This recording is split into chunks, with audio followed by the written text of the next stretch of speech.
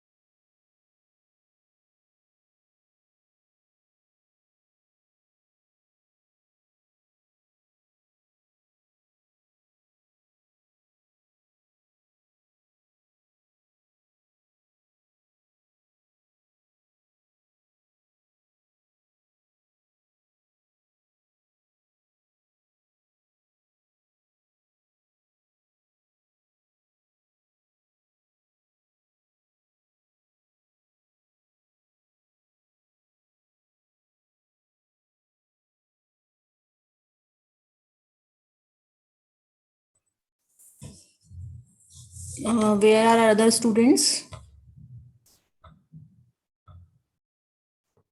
पता नहीं ma'am. Okay. We 2 minutes wait कर लेते हैं, then देखते हैं।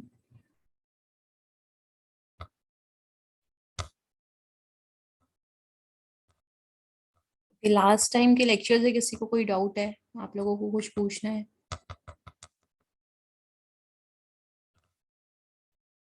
No ma'am. क्या क्या टॉपिक्स पढ़े थे?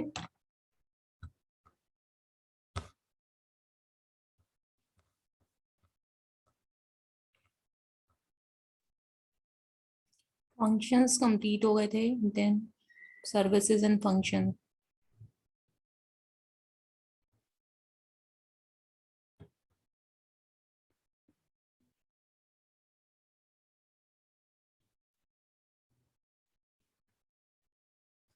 Types of operating system discuss कर रहे थे, राइट ना? Yes ma'am.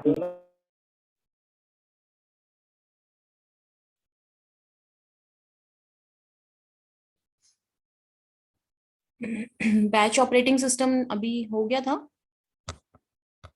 आई थिंक सिंग। हाँ जी, नहीं हुआ था बैच ऑपरेटिंग सिस्टम। पहले जो थे आपके, इसकी हिस्ट्री हमने डिस्कस की थी। I think single stream operating system discuss किया था।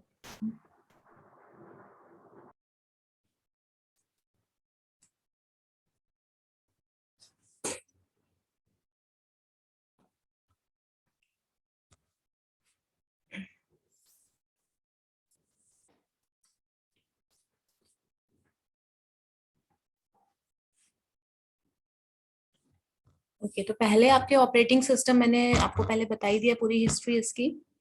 एंड सिंगल स्ट्रीम मीन्स क्या था कि एक एक टास्क एक ही टाइम पे आप कर पाते थे।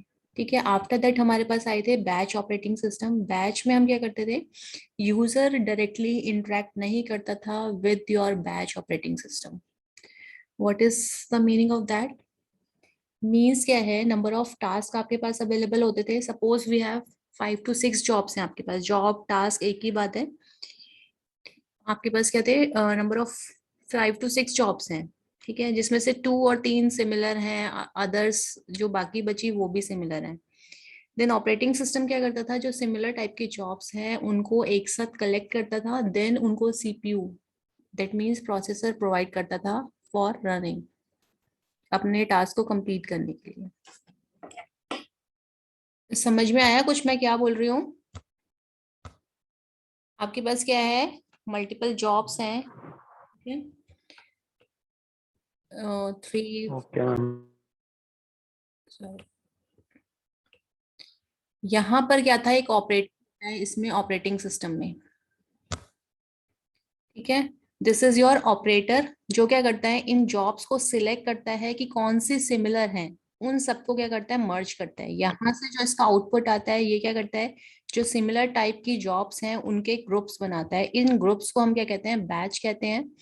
आफ्टर दैट आपके पास क्या होता है, यहाँ पर आपके पास क्या होता है, सीपीयू होता है इस जगह पे।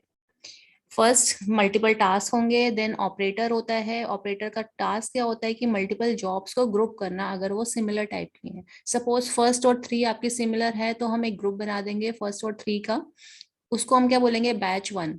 सपोज 2 और 4 सिमिलर जॉब है, तो यहाँ पर बैच 2। अगर 5 किसी से मैच नहीं करता, तो हम एक थर्ड बैच बना देंगे। इस तरह से हम क्या करते हैं, डिफरेंट बैचेस बना देते हैं। देन ये बैचेस आपके, हम अकॉर्डिंग टू प्रायोरिटी, और कौन सा जॉब आपको पहले प्रोवाइड करना है सीपीयू को, उसके अकॉर्डिंग हम क्या करते हैं, इन बैचेस को प्रोवाइड करते हैं to the CPU. This is your batch operating. Clear हुआ प्रोसेस बैच ऑपरेटिंग सिस्टम का? Yes ma'am. तो इसमें हमारे क्या होते हैं, नंबर ऑफ सिमिलर जॉब्स को एक साथ एग्जीक्यूट करते हैं, इसीलिए इसका नेम है बैच ऑपरेटिंग सिस्टम। इसमें यूजर इंटरेक्शन नहीं होती। यूजर इंटरेक्शन नहीं होती, इसका मीनिंग क्या है, सपोज 1 और 3 को हमने एक बैच में ग्रुप कर दिया था, और जो 3 वाला टास्क है उसमें मैं कुछ चेंजेस करना चाहती हूँ, अब मेरा मतलब मैं कुछ और करना चाहती हूँ, तो आप वो आफ्टर, अगर इसमें बैच बन गए हैं तो आफ्टर दैट आप कुछ नहीं कर सकते। ठीक है, तो this is the lack of interaction between the user and the job. इसको हम बोल रहे हैं कि यूजर इंटरेक्शन इसमें नहीं होती। इसलिए नहीं होती कि आपने एक बार टास्क सबमिट कर दिया, दैट मीन्स वो प्रोसेस हो जाएगा। अब नेक्स्ट रन में ही जब आपको नेक्स्ट आप सबमिशन करोगे प्रोसेस का, या किसी जॉब को टास्क को असाइन, उसी में आप चेंज कर सकते हो। इन बिटवीन आप कोई चेंजेस नहीं कर सकते। ठीक है,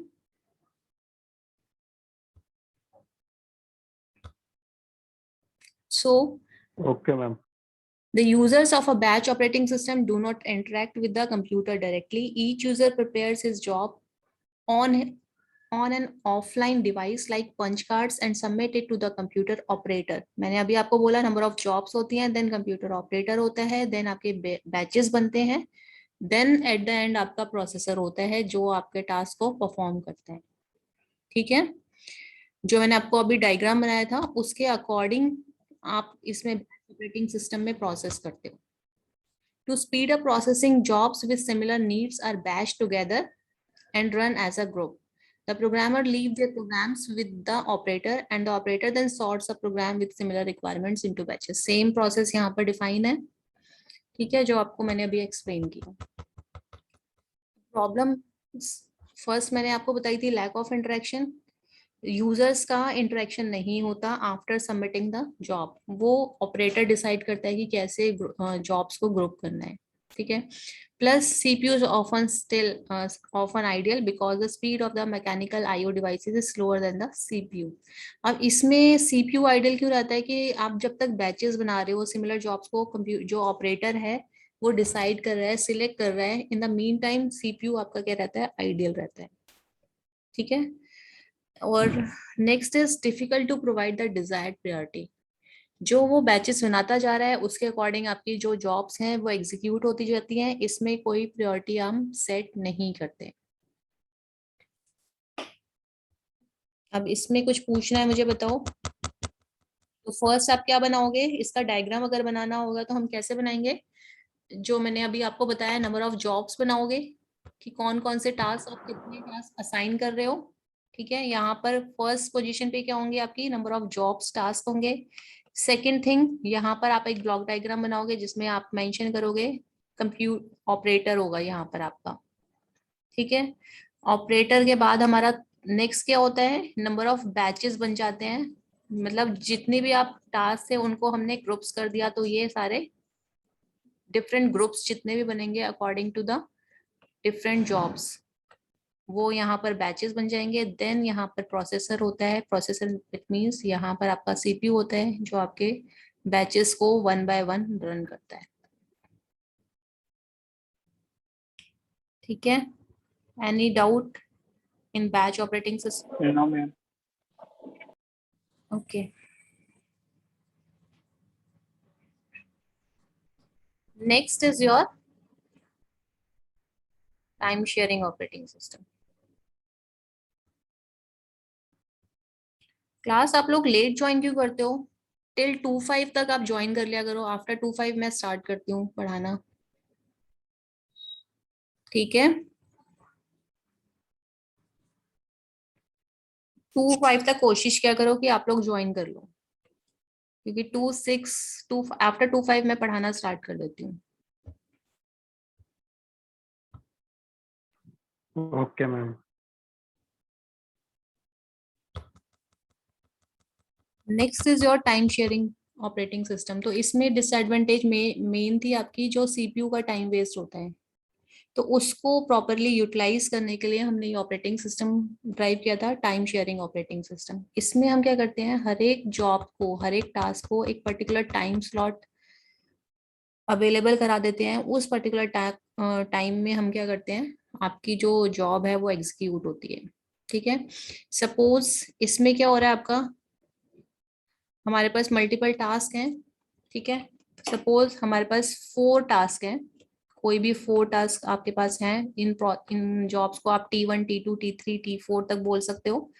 तो टाइम कैसे आप डिवाइड करोगे, सपोज मैंने बोला है कि 10 सेकेंड प्रोसेसर फर्स्ट जॉब को इक्वल टाइम प्रोवाइड करते हैं इसमें हम। ठीक है, 10 सेकेंड जॉब को आप दोगे, थर्ड जॉब को भी again 10 second, and fourth job को भी 10 सेकेंड।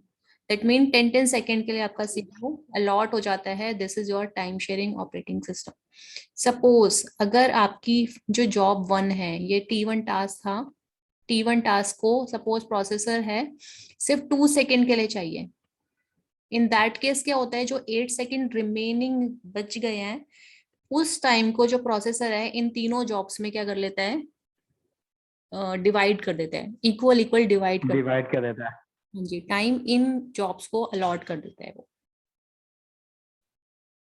ठीक है, आपके पास सपोज जितनी भी जॉब्स हैं उनको हम क्या करते हैं, इक्वल इक्वल टाइम अलॉट करते हैं।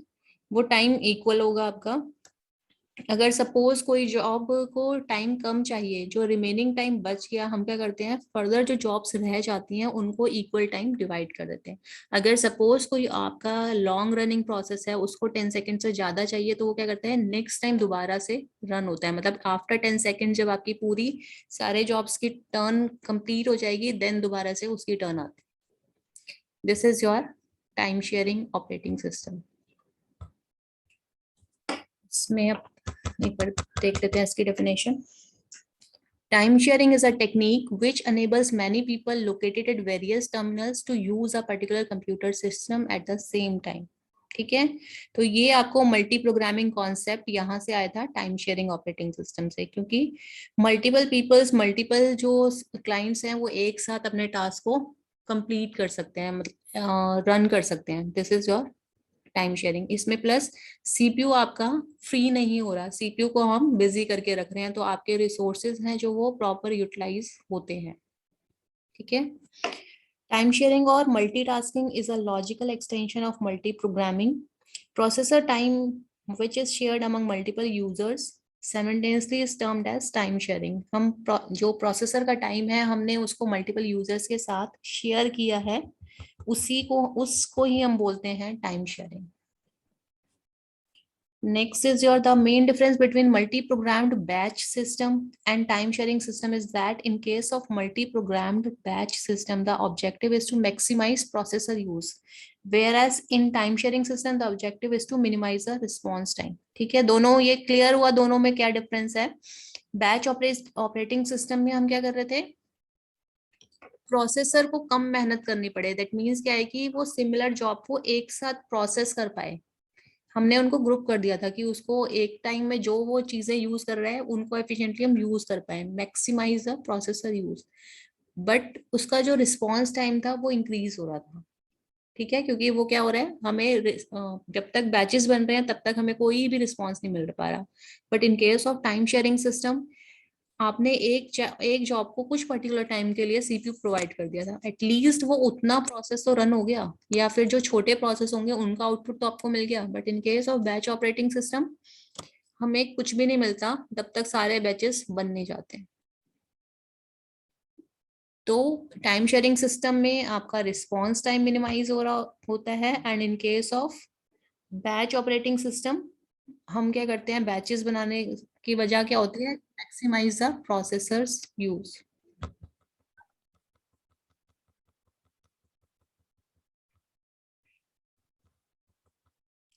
Multiple jobs are executed by the CPU by switching between them, but the switches occur so frequently, thus the user can receive an immediate response. For example, इसमें आप जो multiple users और multiple jobs के बीच में switch करते हो वो हमें पता नहीं चल पाता। ठीक है, क्योंकि जो स्विचिंग होती है, जिस कंटेक्स्ट स्विचिंग बोलते हैं इसे हम, वो बहुत ज्यादा फास्ट होती है कि आप उसको डिटेक्ट नहीं कर पाते हो। तभी हमें नहीं पता चल पाता कि आप मल्टीपल टैब्स को ओपन करते हो या आपका म्यूजिक भी चल रहा है और इन द मेन टाइम आप वर्ड में टाइप भी कर रहे हो, तो आपको ये सारी चीजें स्विचिंग पता नहीं चल पाती। ठीक है, okay ma'am. for example, in a transaction processing, the processor execute each user program in a short burst or quantum of computation. That is, if n user are present, then each user can get a time quantum. ये सब same है जो मैंने आपको बता दिया। Basically आपको हर एक में जो उनकी मेन डेफिनेशन है कि उसमें टास्क क्या हो रहा है वो पता होना चाहिए, प्लस इनका डायग्राम कैसे बना सकते हो आप। अगर आपको इनकी वर्किंग क्लियर होगी तो आप इजीली इनका ब्लॉक डायग्राम बना सकते हो। ठीक है, एक बार मैं अभी दोबारा बता दूंगी। इसमें हमारी क्या क्या चीजें यूज होती हैं, CPU scheduling and multi programming to provide each user with a small portion of a time. CPU scheduling मतलब क्या होता है, आपको अभी तक टाइम शेयरिंग से कुछ समझ में आया तो कुछ कोई बताएगा मुझे, what do you mean by CPU scheduling? जितना हमने अभी टाइम शेयरिंग पढ़ा उसके बिहाफ पे आप क्या, हम टास्क को शेड्यूल कर सकते हैं। राइट, हम क्या कर रहे हैं, सीपीयू के टाइम को शेड्यूल कर रहे हैं, इसी चीज को सीपीयू शेड्यूलिंग बोला गया। दैट मीन्स क्या है कि आप क्या कह रहे हो इसमें टाइम शेयरिंग में, कि हमने डिफरेंट प्रोसेसेस को इतने इतने टाइम के लिए सीपीयू अलॉट कर लिया, तो पहले से एक शेड्यूल क्या कर दिया आपने, फिक्स कर दिया, उसके बेसिस पे हम इनको जॉब्स को रन करते हैं। This is known as your CPU scheduling. Plus time sharing में आपका मल्टी प्रोग्रामिंग कॉन्सेप्ट यूज होता है। कल आप एक क्वेश्चन सर्च करके आना, व्हाट इज, कुछ टर्म्स है, multi programming, multitasking, time sharing, इन सब में डिफरेंस क्या होता है, क्या इन टर्म का एग्जैक्टली मीनिंग है, वो कल मैं आपसे पूछूंगी। Multi programming, multitasking and time sharing, इन तीनों टर्म्स का मीनिंग आप मुझे बताओगे कल। ठीक है, अगर नहीं आएगा तो कल फिर मैं आपको बताऊंगी, पहले आप ढूंढना। मल्टी प्रोग्रामिंग और टाइम शेयरिंग हमने इसमें ऑलमोस्ट डिस्कस कर लिया है, और तीनों रिलेटेड हैं, थोड़ा थोड़ा डिफरेंस है। टाइम शेयरिंग में अब कुछ पूछना है आप लोगों को। टाइम शेयरिंग का डायग्राम कैसे बनाना है आपको, डिफरेंट जॉब्स हैं, ठीक है, आपने अलॉट किया है, तो इसमें आप एक टाइमलाइन भी इसका दिखा सकते हो। कैसे, सपोज यहाँ एक टाइमलाइन है, तो for this time to this time ये टाइमलाइन है। यहाँ T1 जो प्रोसेस है या प्रोसेस P1 है वो आपका रन होगा। टाइम यहाँ पर मेंशन कर दोगे कि कितने पर्टिकुलर टाइम के लिए, 10 सेकेंड्स है या कुछ भी है। देन T2, देन T3, और यहाँ पर आप बता दोगे कि T1 को कितना रिक्वायर्ड है टाइम। सपोज T1 को 8 सेकेंड रिक्वायर्ड, तो बचा कितना टाइम, 2 सेकेंड्स। तो बाकी जो टाइम बचता है वो हम क्या करते हैं, फर्दर जो प्रोसेसेस हैं उनमें आप डिवाइड कर देते हो उस टाइम को, इक्वल इक्वल डिवाइड हो जाता है। तो इस तरह से हर एक प्रोसेस का कुछ अपना कंप्लीशन टाइम होगा कि इतने टाइम में ये कंप्लीट हो जाएंगे। टाइम शेयरिंग में हम कर क्या रहे हैं, हर एक को कुछ सबके अकॉर्डिंग देख लेते हैं कि पर्टिकुलर मैक्सिमम टाइम कितना रिक्वायर्ड है। सपोज मोस्टली जब जॉब आपके 6 मिली सेकेंड पे खत्म हो रहे हैं, तो हम क्या कर रहे हैं, 5 सबको प्रोवाइड कर रहे हैं, 6 सबको प्रोवाइड कर रहे हैं। उसके अकॉर्डिंग हम डिसाइड करके हर एक जॉब को इक्वल टाइम के लिए रन करते हैं, सीपीयू प्रोवाइड करते हैं, ताकि किसी को भी वेट ना करना पड़े। तो इसका डिसएडवांटेज क्या होता है, जो आपके लॉन्ग प्रोसेस होते हैं वो बहुत ज्यादा देर तक वेट करते हैं कंप्लीट होने के लिए। सेकेंड डिसएडवांटेज क्या होता है, सपोज मेरे पास 10 प्रोसेस है रन करने के लिए, और जो 10th नंबर पे प्रोसेस है वो बहुत ही छोटा प्रोसेस है, ठीक है, उसको रन करने के लिए सिर्फ 1 सेकेंड के लिए, 1 मिली सेकेंड के लिए सीपी रिक्वायर्ड था। बट उसको कितना सारा वेट करना पड़ेगा, जितना भी आप इन 9 प्रोसेस को टाइम प्रोवाइड करोगे इक्वल इक्वल, उतना एटलीस्ट उसको वेट करना पड़ रहा है। तो T10 का जो वेटिंग टाइम है वो बहुत ज्यादा इंक्रीज हो जाएगा। तो ये सब डिसएडवांटेज आपकी आती हैं टाइम शेयरिंग ऑपरेटिंग सिस्टम में। तो इसको ओवरकम करने के लिए हमें क्या करना चाहिए, टाइम मैनेजमेंट, मतलब जो टाइम आप क्वांटम यूज कर रहे हो वो बहुत ही एफिशिएंटली करना होता है। क्लियर है क्लास? Yes, ma'am. सारे पॉइंट्स हैं इसमें, आप बहुत सारी चीजें लिख। क्लियर है। मेन अभी आपको सिर्फ कॉन्सेप्ट सीखना है, क्योंकि हम सीपीयू शेड्यूलिंग, प्रोसेस मैनेजमेंट अभी आगे भी पढ़ेंगे।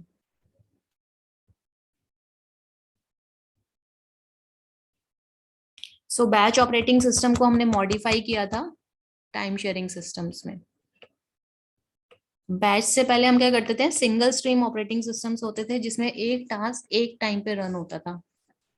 तो उसको हमने ओवरकम किया बाय बैच ऑपरेटिंग सिस्टम की, सिमिलर टाइप के जॉब्स को एक साथ प्रोवाइड किया, देन उनको मॉडिफाई किया हमने टाइम शेयरिंग ऑपरेटिंग सिस्टम्स में।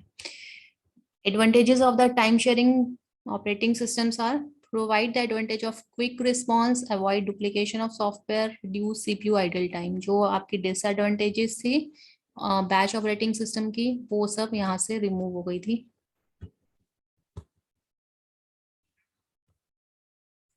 नेक्स्ट है आपका डिस्ट्रीब्यूटेड ऑपरेटिंग सिस्टम।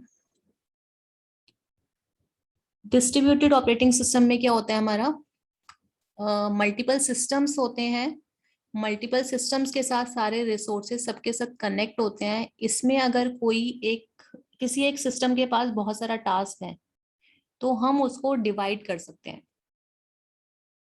उस टास्क को सारे जो बाकी क्लाइंट्स हैं वो मिलके परफॉर्म कर सकते हैं। This is your distributed operating system, ठीक है।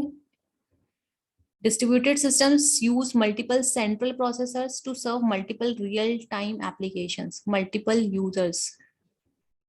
Data processing jobs are distributed among the processors accordingly. Central processor है, वो क्या करेगा, जितने भी फर्दर इसके साथ जो आपकी डिवाइसेस कनेक्ट हैं, जितने भी डिस्ट्रीब्यूटेड सिस्टम्स कनेक्ट हैं, उनको वो लोड जो है वो डिस्ट्रीब्यूट कर सकता है। This is the advantage of this distributed operating system. तो इससे क्या हो रहा है, जो आपका टाइम था टोटल उस टास्क को परफॉर्म करने का, जो एक कंप्यूटर करता है या एक डिस्ट्रीब्यूटेड सिस्टम करता है, वो आप इसको डिवाइड करके जल्दी कंप्लीट कर रहे हो। ये है इसका पर्पस, ठीक है। इसकी डिसएडवांटेज क्या है कि जो आपका सेंट्रल प्रोसेसर अगर खराब हो जाता है या उसमें कोई प्रॉब्लम आ जाती है, तो आपका टोटल जो सिस्टम्स हैं, सारे सिस्टम्स वो डिस्कनेक्ट हो जाते हैं। This is the disadvantage of your distributed system.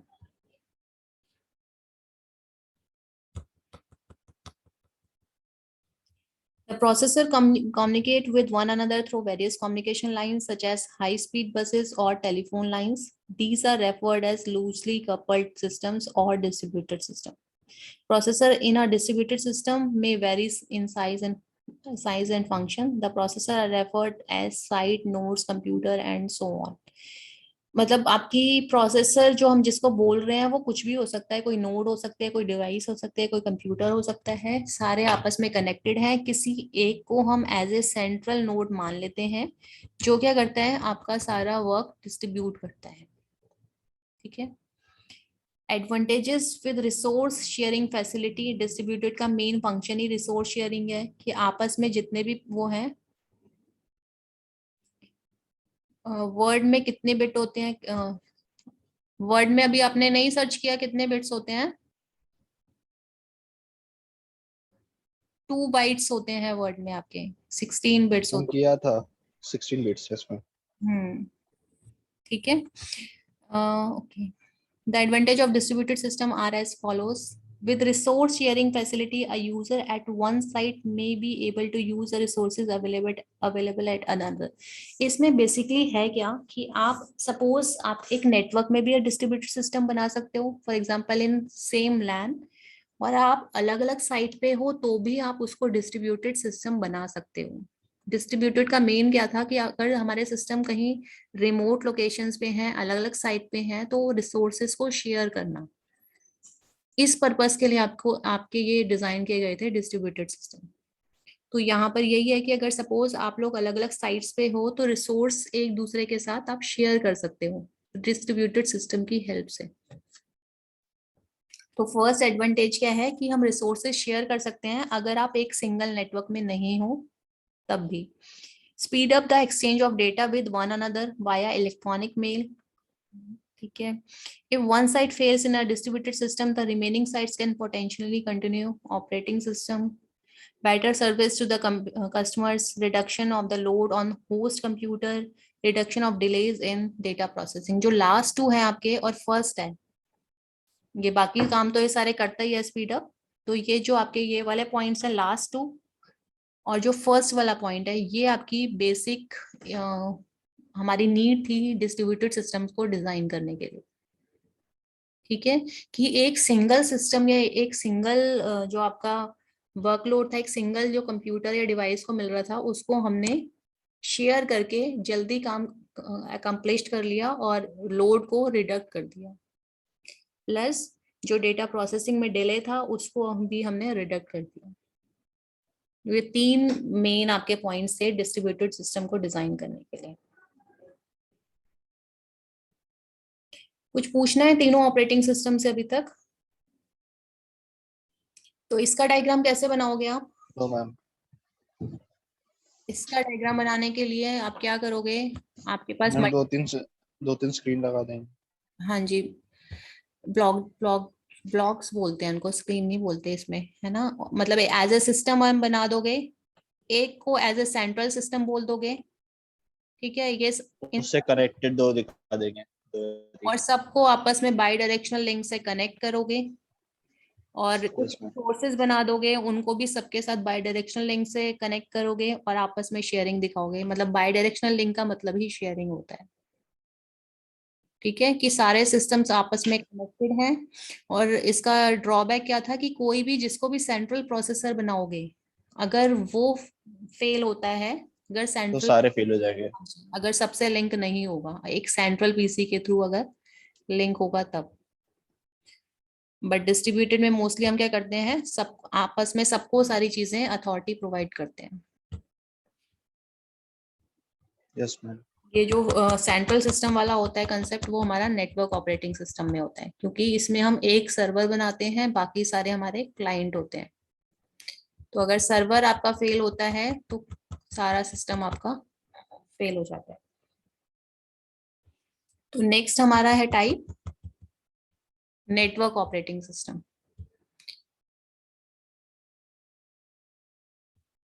Network operating system runs on a server and provides the server the capability to manage data, users, groups, security application and other networking function. तो mainly इसमें क्या है, एक server है और बाकी सब clients हैं। सर्वर क्या कर रहा है, सारी चीजों को मैनेज कर रहा है, जितना भी कंप्लीटली अथॉरिटी है वो सारी सर्वर के पास है। सारी सिक्योरिटी भी, सारी डेटा जो फाइल्स हैं सबको कौन मैनेज कर रहा है? आपका सर्वर मेंटेन करता है इसमें। प्लस सर्वर ही आपकी जो फाइल्स हैं या जो भी रिसोर्सेज का एक्सेस होगा, क्लाइंट किसको रिक्वेस्ट करेंगे? सर्वर को रिक्वेस्ट करेंगे, देन सर्वर अलाउ करेगा उन्हें डिफरेंट क्लाइंट्स को डेटा को एक्सेस करने के लिए। ठीक है, this is your network. For example एक लैन है, लैन में एक सर्वर है, उसको हम नेटवर्क ऑपरेटिंग सिस्टम बोल रहे हैं। ठीक है, इसमें आप मल्टीपल नेटवर्क्स को भी कनेक्ट कर सकते हो। Examples of network operating system include Microsoft Windows Server 2003, Microsoft Windows Server 2010, अभी और भी आ गई है, Unix, Linux, Mac OS X, all these are your examples of network operating system. तो first Unix के बारे में पता है किसी को? फर्स्ट हमारा ऑपरेटिंग सिस्टम हम सुना, हम यूज नहीं किया। सबसे पहले हमने यूनिक्स ही यूज किया था। ठीक है, जब तक विंडो बहुत ज्यादा डेवलप नहीं हुआ था। ये आपका CUI कमांड यूजर इंटरफेस होता है। CUI मीन्स क्या होता है कि हम लिख के काम करते हैं, यूजर फ्रेंडली नहीं होता है। Yes ma'am, yes ma'am. और plus it is written in your C language.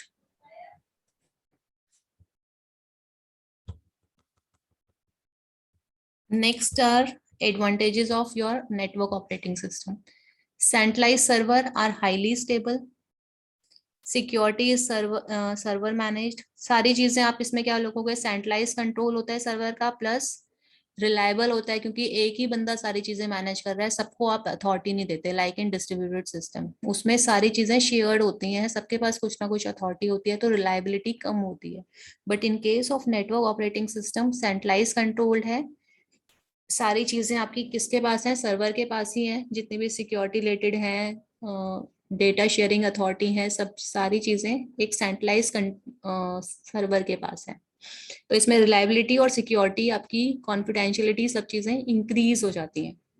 But इसकी डिसएडवांटेज क्या है? आपकी high cost of buying and running a server.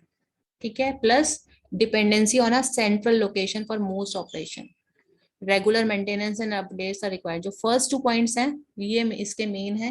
Plus अगर सर्वर में कोई प्रॉब्लम आती है तो पूरा आपका नेटवर्क ऑपरेटिंग सिस्टम लॉस्ट हो जाएगा। ठीक है, तो मेन पॉइंट आपकी जो इसकी मेन फंक्शनैलिटी है वो याद रखो, बाकी सारी चीजें आप इसमें एक्सटेंड कर सकते हो, कितने भी पॉइंट्स बना सकते हो। तो अभी तक जितने भी हमने ऑपरेटिंग सिस्टम पढ़े वो सारे क्या थे? आपके जनरल थे, मतलब सब सारी चीजों में आप उसको इम्प्लीमेंट कर सकते हो। तो कुछ ऐसे ऑपरेटिंग सिस्टम्स की नीड थी जिनको आप एक पर्टिकुलर पर्पस के लिए डिजाइन करो और उसी के लिए वो काम करे। ठीक है, ऐसा क्यों था? क्योंकि बहुत सारे ऐसे टास्क थे जिसमें आप रियल जो आपके जनरल सिस्टम से उनका यूज नहीं कर सकते, क्योंकि उसमें हमें बहुत ज्यादा एक्यूरेसी रिक्वायर्ड थी, बहुत ज्यादा टाइम मैनेजमेंट रिक्वायर्ड थी। तो उन पर्पस के लिए हमने अलग से ऑपरेटिंग सिस्टम डिजाइन किए and they are named as real time operating system.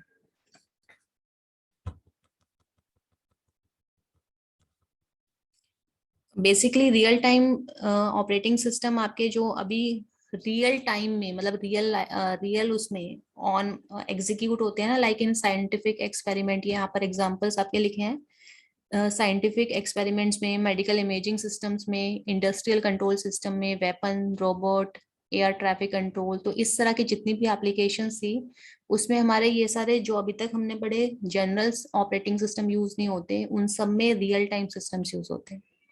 ठीक है, जिसमें जो टाइम कंस्ट्रेंट होता है वो बहुत ज्यादा क्रिटिकल होता है। सपोज मैम जैसे हाँ बोलो। जैसे वो हार्ट बीट मॉनिटरिंग होती है।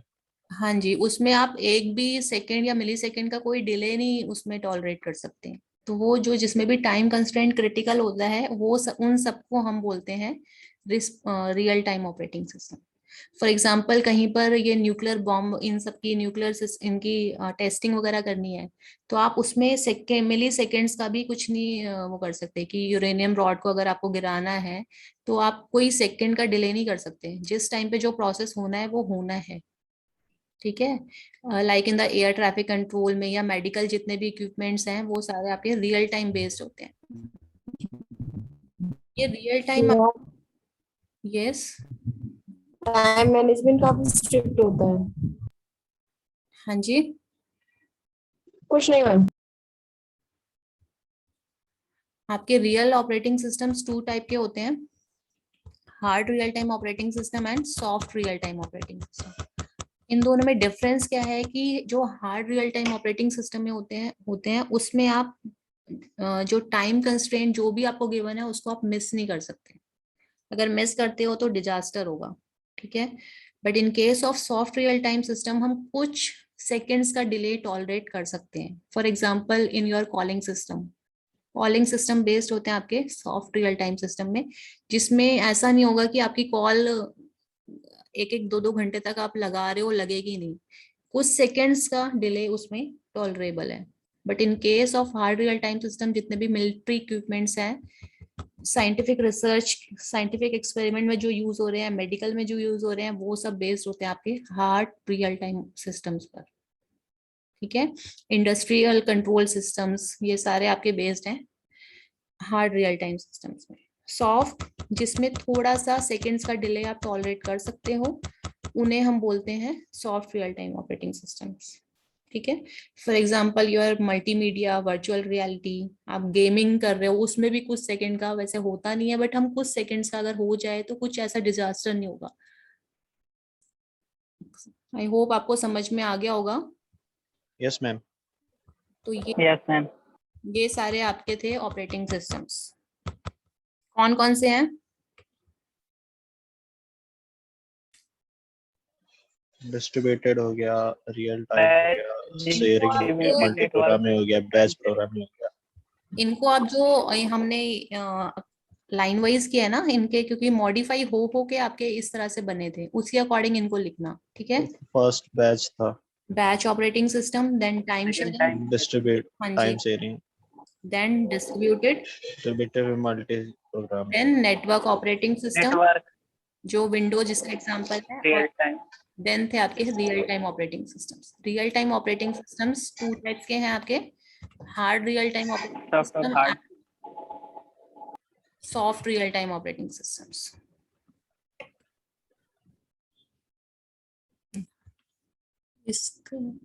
A real-time system is defined as data processing systems in which the time interval required to process and respond to input is small. ठीक है, तो इसमें बेसिक आपको कंसर्न रखना है टाइम पर। टाइम जो कंस्ट्रेंट था वो क्रिटिकल होता है, टाइम इंटरवल जो रिक्वायर्ड होता है प्रोसेस करने के लिए और रिस्पॉन्ड करने के लिए वो बहुत ज्यादा स्मॉल होता है, ठीक है। ये आपको मेन रखना है। The time taken by the system to respond to an input and display of required updated information is termed as response time. Basic यही है, इसमें डेफिनेशन आपको करनी है, प्लस इनके एग्जांपल्स आपको क्लियर होने चाहिए कि रियल टाइम सिस्टम्स कहाँ पर आप यूज करते हो। देन हार्ड रियल टाइम में से इनमें से कौन से एग्जांपल्स होंगे और सॉफ्ट में कौन से होंगे। और हार्ड रियल टाइम में क्या लिखना है आपको, hard real time systems guarantee that critical task complete on time, होने ही चाहिए। इन hard real time system secondary storage is limited और missing and the data is stored in ROM, कि डायरेक्टली आपका रन हो जाए डेटा, इसीलिए। In these systems virtual memory is almost never found, क्योंकि इतना टाइम ही नहीं होता कि आप कहीं से भी डेटा को फैच करो, तो secondary devices almost secondary storage नहीं होती है इन case of your hard real time systems. इसके एग्जांपल्स यहाँ से आप, ऑलमोस्ट टाइम ओवर हो गया, ठीक है। अभी लास्ट में लेट तो किसी ने ज्वाइन नहीं किया ना, wait,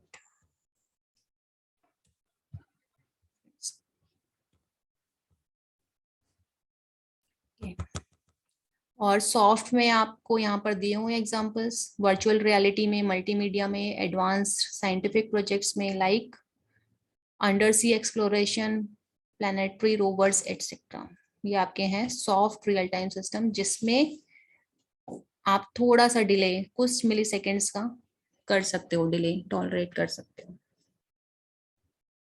yes Om? Yes ma'am. मेरी सेकंड का तो होता ही धीरे में। ओम आप कुछ पूछ रहे हो, रेज हैंड किया था आपने? नहीं मैम, बाय मिस्टेक वो हो गया था। ओके, और कुछ पूछना है, किसी को डाउट है तो आप पूछ सकते